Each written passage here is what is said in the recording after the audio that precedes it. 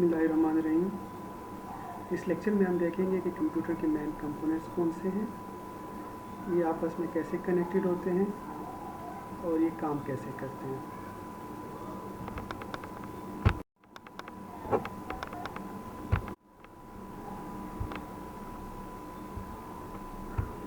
किसी भी कंप्यूटर की तीन मेन कंपोनेंट्स होते हैं, सीपीयू यानी कि सेंट्रल प्रोसेसिंग यूनिट, मेमोरी और पेरिफेरल्स। पेरिफेरल्स आम अल्फाज में हम इनको आईओ डिवाइसेस या इनपुट आउटपुट डिवाइसेस भी बोलते हैं। सीपीयू या सेंट्रल प्रोसेसिंग यूनिट को कंप्यूटर का ब्रेन भी कहा जाता है और इसकी रीज़न ये है कि कंप्यूटर की सारी प्रोसेसिंग या इंस्ट्रक्शंस की एग्जीक्यूशन सीपीयू के अंदर होती है। मेमोरी के अंदर इंफॉर्मेशन स्टोर की जाती है। ये इंफॉर्मेशन डेटा की फॉर्म में भी हो सकती है और इंस्ट्रक्शंस की फॉर्म में भी होती है। आईओ डिवाइसेस ऐसी डिवाइसेस होती हैं जिनके ज़रिए एक सीपीयू कंप्यूटर से बाहर की दुनिया के साथ कम्युनिकेट करता है। कम्युनिकेट करने का मतलब ये है कि या तो ये बाहर से डेटा लेगा इनपुट डिवाइसेस के ज़रिए जिनमें कीबोर्ड या माउस वगैरह आ जाते हैं, या ये डेटा राइट करेगा मॉनिटर के ऊपर या किसी स्क्रीन के ऊपर या प्रिंटर के ज़रिए या स्कैनर के ज़रिए। सो ये हमारे पास तीन मेन कंपोनेंट्स हैं किसी भी कंप्यूटर के, सीपीयू यानी सेंट्रल प्रोसेसिंग यूनिट, मेमोरी जिनके अंदर रैम रोम वगैरह आ जाते हैं, और पेरिफेरल्स या IO devices input output devices जिनमें मॉनिटर, प्रिंटर, कीबोर्ड वगैरह, स्कैनर्स, ये सारे हमें आईओ डिवाइसेस के अंदर आ जाते हैं। ये तीनों कंपोनेंट्स आपस में वायर्स के ज़रिए कनेक्टेड होते हैं और कंप्यूटर की ज़बान में इन वायर्स को बस कहा जाता है या बसेस बोलते हैं हम इनको। और ये बसेस रिस्पॉन्सिबल होते हैं कि ये इन तीनों कंपोनेंट्स के बीच इंफॉर्मेशन कैरी करें। लाइक ये सीपीयू से अगर कोई डेटा सेंड करना हो तो इन्हीं बसेस के ज़रिए वो मेमोरी में सेंड करेगा या किसी आईओ डिवाइस पे सेंड करेगा। सिमिलरली अगर सीपीयू को डाटा चाहिए मेमोरी से या किसी आईओ डिवाइस से डाटा चाहिए तो वो भी इन्हीं बसेस के ज़रिए सीपीयू के अंदर आएगा।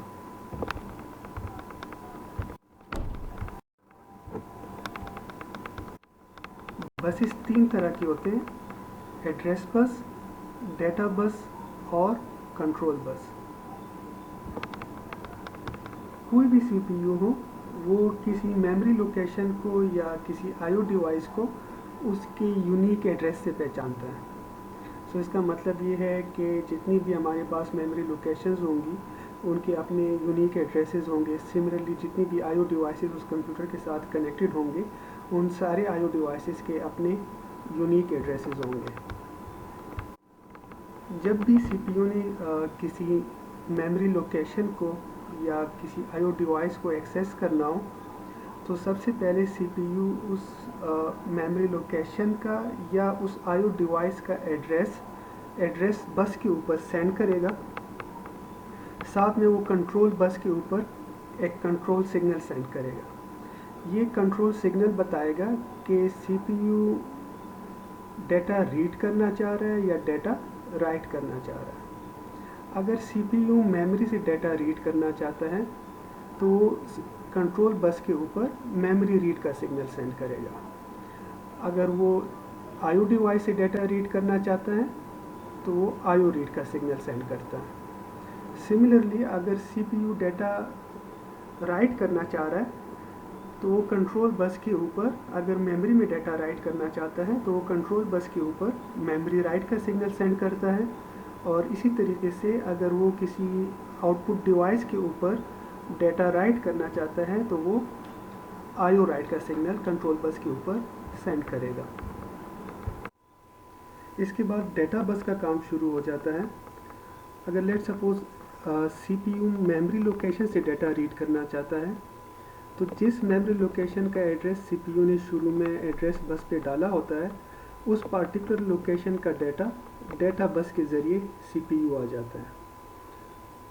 इसी तरीके से अगर वो आईओ से रीड करना चाहता हो तो जिस आउटपुट पोर्ट का या इनपुट पोर्ट का एड्रेस सीपीयू ने एड्रेस बस पे डाला होगा, उस आईओ पोर्ट से डाटा सीपीयू आ जाएगा।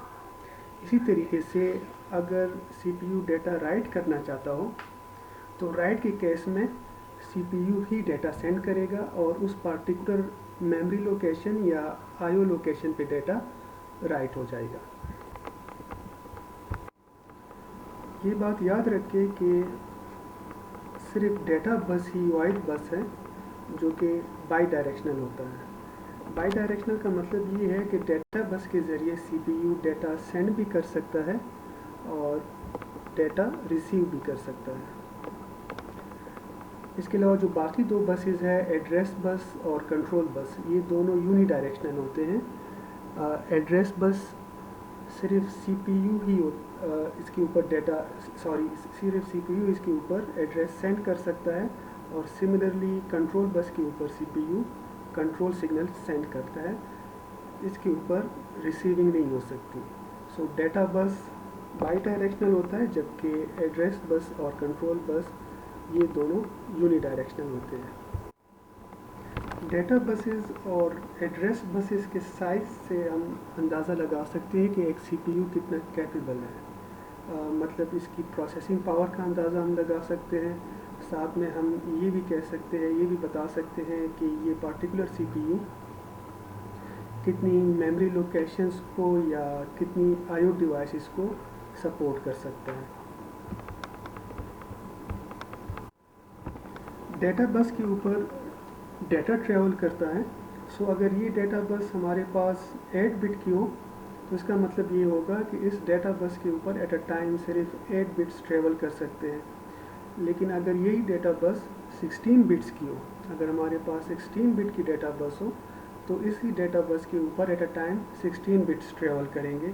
सो इसका मतलब ये होगा कि 16 बिट डाटा बस वाला जो कंप्यूटर होगा वो 8 बिट वाले से काफ़ी फास्टर होगा, तेज़ होगा, क्योंकि उस पे एट अ टाइम उससे दुगने बिट्स ट्रैवल करते हैं। और एक एड्रेस बस के साइज़ को देख के हम ये बता सकते हैं कि ये प्रोसेसर, ये सीपीयू कितनी मेमोरी लोकेशंस या कितनी आईओ डिवाइसेस को एड्रेस कर सकता है। लाइक फॉर एग्जांपल अगर हमारे पास 2 बिट का एड्रेस बस हो, नाउ 2 बिट के एड्रेस बस का मतलब ये है कि उस पे एट अ टाइम सिर्फ 2 बिट ट्रेवल कर सकेंगे ना। वो 2 बिट हमें पता है या तो 00 होंगे या 01 होंगे या 10 की कम्बिनेशन में होंगे या 11 की कम्बिनेशन में होंगे। सो इसका मतलब ये है कि 2 बिट का एड्रेस बस सिर्फ 4 लोकेशंस को या 4 डिवाइसेस को एड्रेस कर सकता है, उससे ज़्यादा को नहीं कर सकता। सो जितना एड्रेस बस का साइज़ ज़्यादा होगा, अगर हमारे पास 8 बिट का एड्रेस बस हो तो वो 2⁸ जो कि 16 बनता है, 16 लोकेशंस या आईओ डिवाइसेस को एड्रेस कर सकेगा। अगर हमारे पास एड्रेस बस का साइज़ 16 बिट्स का हो तो वो 2⁻16 या 65,536 मेमोरी लोकेशंस या आईओ डिवाइसेस को एड्रेस कर सकेगा। सो जितना हम एड्रेस बस का साइज़ बढ़ाते जाएंगे उतनी वो ज़्यादा मेमोरी को सपोर्ट कर सकता है। सो हम कह सकते हैं इन शॉर्ट कि जब हम डाटा बस का साइज़ बढ़ाएंगे तो उसकी प्रोसेसिंग ज़्यादा होगी, उसकी प्रोसेसिंग तेज़ होगी किसी भी सीपीयू की, और अगर हम एड्रेस बस का साइज़ बढ़ाते हैं तो वो ज़्यादा से ज़्यादा मेमोरी को एड्रेस कर सकेगा। ना इसका ड्रॉबैक क्या होगा? ज़ाहिर बात है जब हम वायर्स की तादाद बढ़ाते हैं तो इफ़ेक्ट पड़ता है उसकी कॉस्ट पे, उसकी कम्प्लेक्सिटी पे। सो ये दो चीज़ें ड्रॉबैक्स में आ जाती हैं और फ़ायदे ये है कि हम उसकी प्रोसेसिंग पावर और उसकी एड्रेसिबिलिटी को इंक्रीज़ कर सकते हैं। यहाँ पर एक बात याद रखिए कि जितनी भी हमारे पास जनरल पर्पज़ माइक्रो प्रोसेसर्स हैं वो सारे के सारे बाइट एड्रेसिबल हैं ना। बाइट एड्रेसिबल का मतलब ये है कि उनकी जितनी भी मेमोरी लोकेशंस हैं उन सारी लोकेशंस में सिर्फ 1 बाइट का डाटा ही स्टोर हो सकता है। 1 बाइट मतलब 8 बिट्स का डाटा। सो अगर लेट सपोज़ हमारे पास 8 बिट का डाटा बस हो तो हम कह सकते हैं कि वो एट अ टाइम सिर्फ एक लोकेशन से डाटा उठाएगा, लेकिन अगर हमारे पास 16 बिट का डेटा बस हो तो वो 2 लोकेशन से डेटा उठा सकता है। एक चीज़ और, सीपीयू सिर्फ उसी इंफॉर्मेशन को प्रोसेस करता है जो रैम या रोम के अंदर स्टोर्ड हो। रोम और रैम में डिफरेंस ये है कि रोम के अंदर हमेशा फिक्स्ड या परमानेंट इंफॉर्मेशन स्टोर्ड होती है, जैसे कि वीडियो मॉनिटर पे डिस्प्ले करने के लिए जो कैरेक्टर पैटर्न्स के टेबल्स होते हैं, या उसके अलावा किसी भी कंप्यूटर की वर्किंग के लिए इंतहाई ज़रूरी या एसेंशियल जो प्रोग्राम्स होते हैं वो हमेशा रोम में स्टोर्ड होते हैं। जबकि रैम में टेम्प्रेरी इंफॉर्मेशन स्टोर्ड होती है। लाइक टेम्प्रेरी इंफॉर्मेशन मतलब वो वाली इंफॉर्मेशन जो कि टाइम के साथ चेंज हो सकती हो।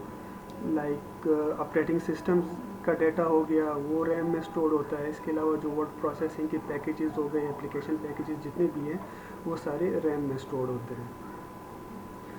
सीपीयू कभी भी हार्ड डिस्क वगैरह से डायरेक्टली डेटा नहीं उठाता। सीपीयू की हमेशा कोशिश यही होती है कि वो पहले जो भी उसको इन्फॉर्मेशन चाहिए होती है वो पहले उसको रैम या रोम में ढूंढता है।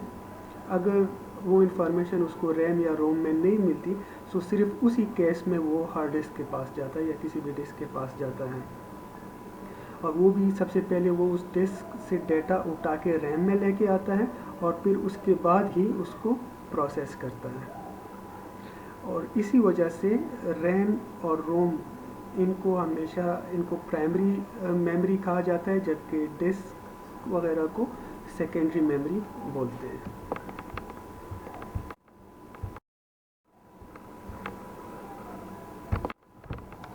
सीपीयू का जो मेन फंक्शन है वो मेमोरी से इंस्ट्रक्शंस फेच करना और फिर उसे एग्जीक्यूट करना।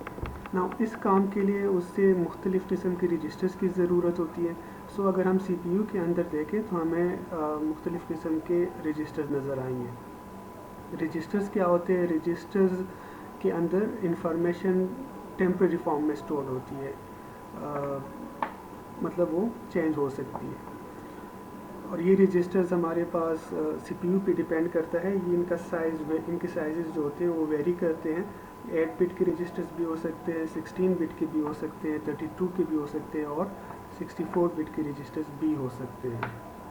सो जितने बड़े रजिस्टर्स होंगे उतना ज़्यादा उसका फ़ायदा होगा, लेकिन ड्रॉबैक जो है ना उसका हमेशा उसकी कॉस्ट ही रहती है। ALU सीपीयू का मेन कंपोनेंट है।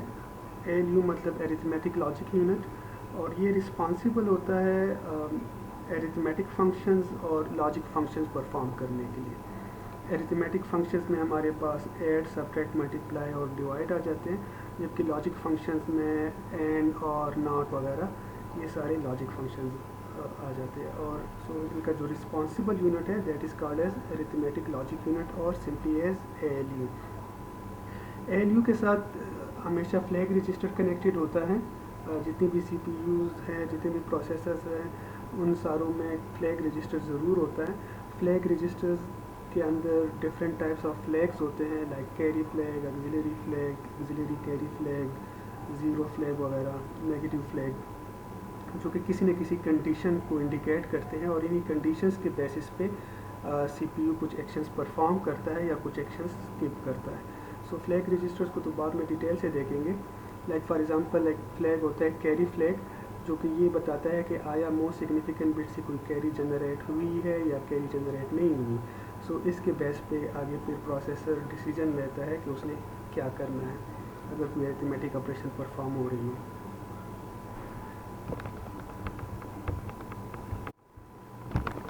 इसके अलावा जो दूसरा इंपॉर्टेंट रजिस्टर है वो प्रोग्राम काउंटर कहलाता है।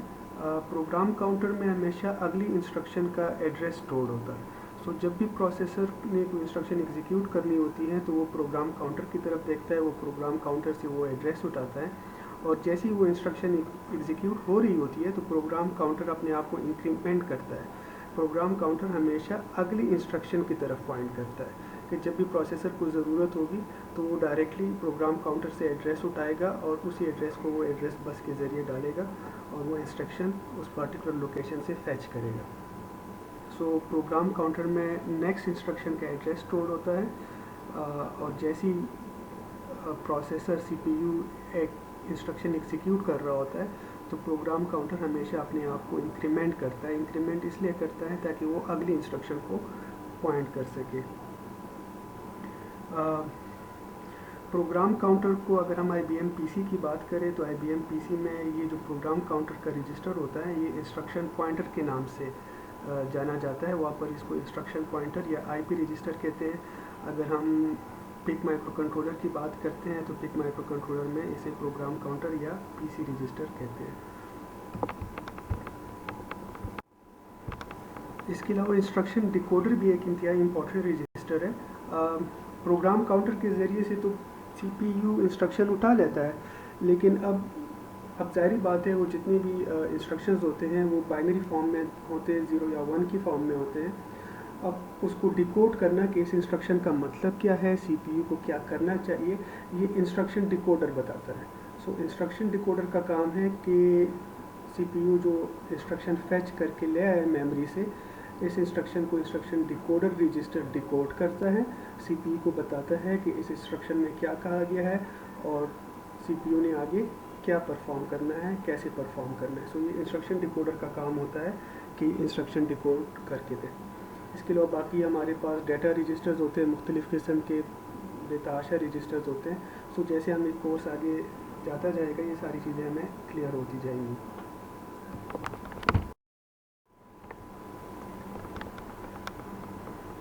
ओके, अब हम देखते हैं कि किस तरह एक CPU 3 लाइन के प्रोग्राम को एग्जीक्यूट करता है। स्टेप बाय स्टेप इसको देखते हैं, इससे हमें ज़्यादा क्लियर हो जाएगा CPU की वर्किंग को, एक कंप्यूटर की वर्किंग को।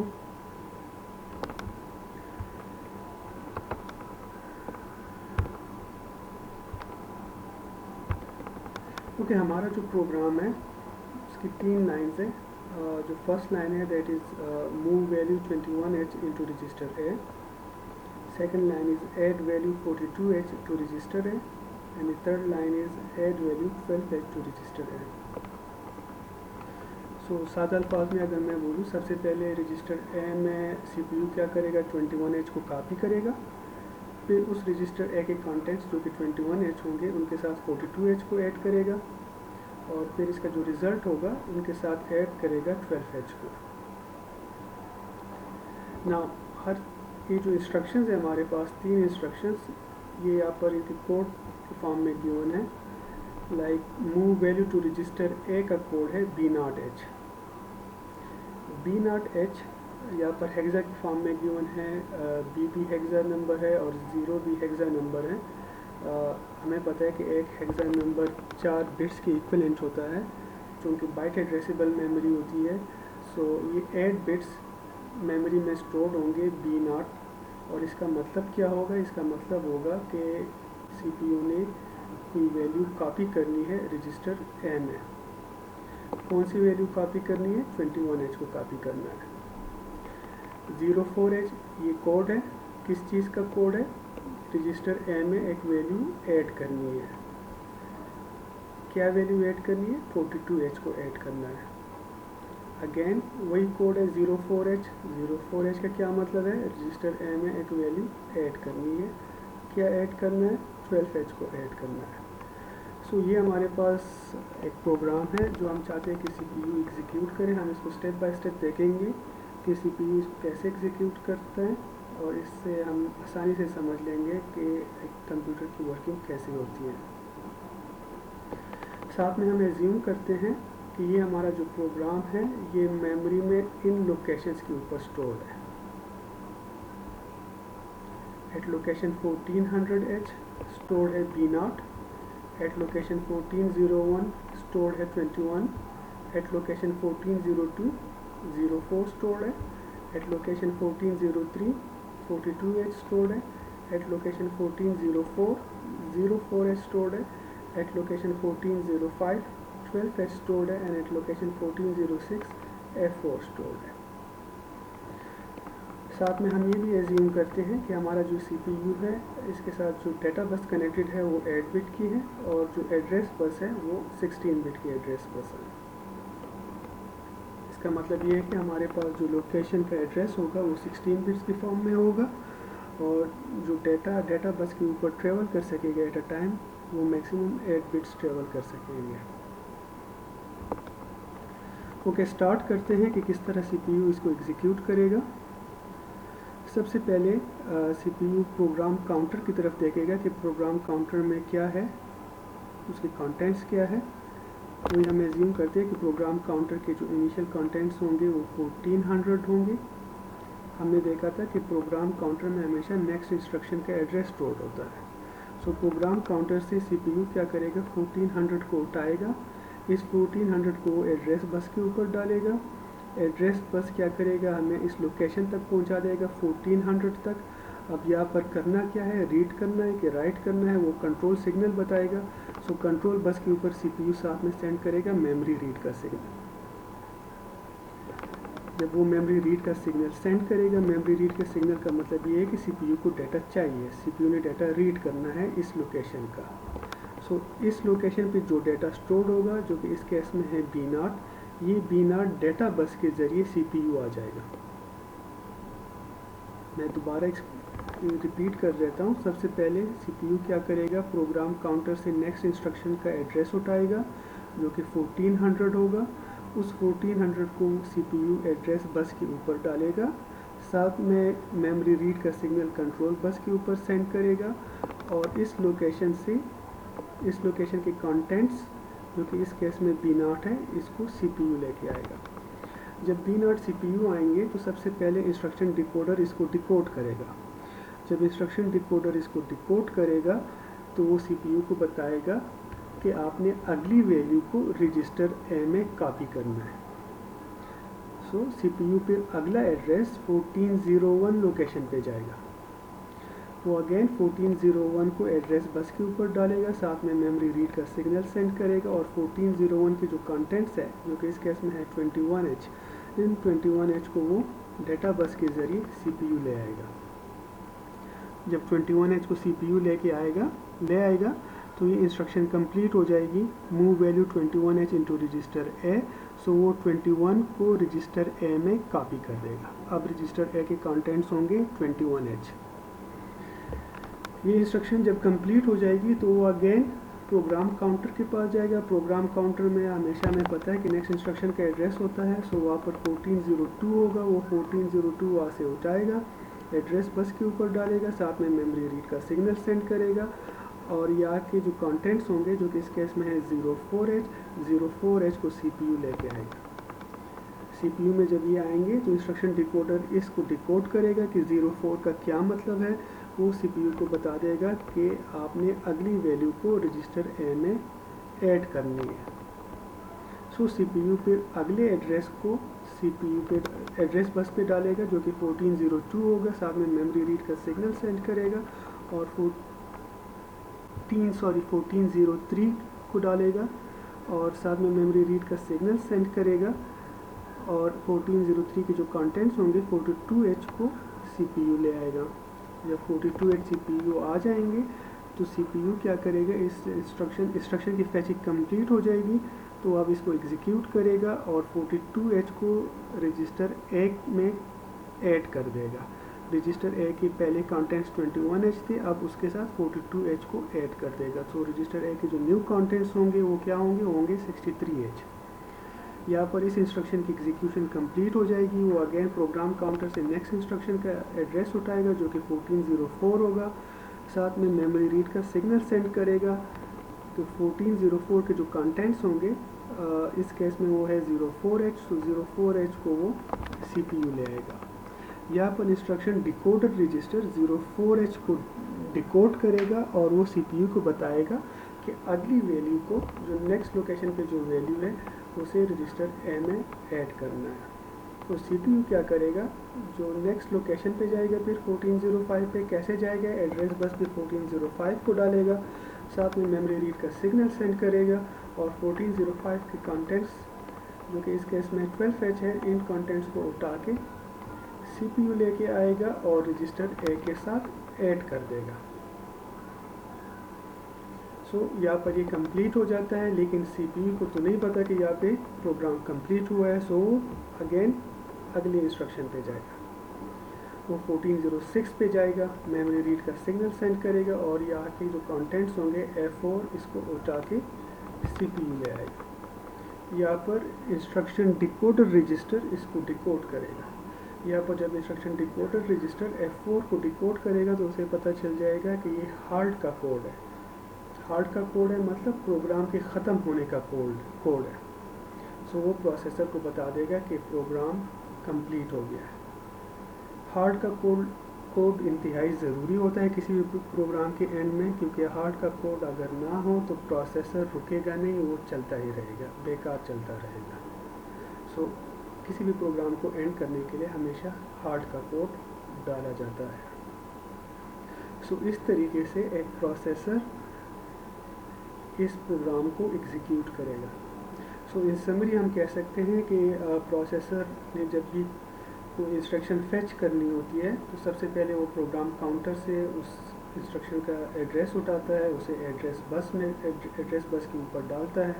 फिर अगर उसने रीड करना है उस पर्टिकुलर लोकेशन से, सो वो साथ में मेमोरी रीड का सिग्नल कंट्रोल बस के ऊपर सेंड करता है और उस पर्टिकुलर मेमोरी लोकेशन का डेटा बस के ज़रिए CPU आ जाता है। और अगर उसने डेटा राइट करना हो तो प्रोसेसर एड्रेस डालेगा एड्रेस बस के ऊपर, कंट्रोल बस के ऊपर राइट का सिग्नल डालेगा और साथ में डेटा सेंड करेगा। तो उस पर्टिकुलर लोकेशन पे IO की लोकेशन भी हो सकती है, मेमोरी की लोकेशन भी हो सकती है, वहाँ पर वो डेटा राइट हो जाएगा। ओके, यहाँ पर ये लेक्चर कंप्लीट हो जाता है। अपना ख्याल रखिए, इंशाल्लाह नेक्स्ट लेक्चर में फिर आगे की चीज़ें देखेंगे। Thank you.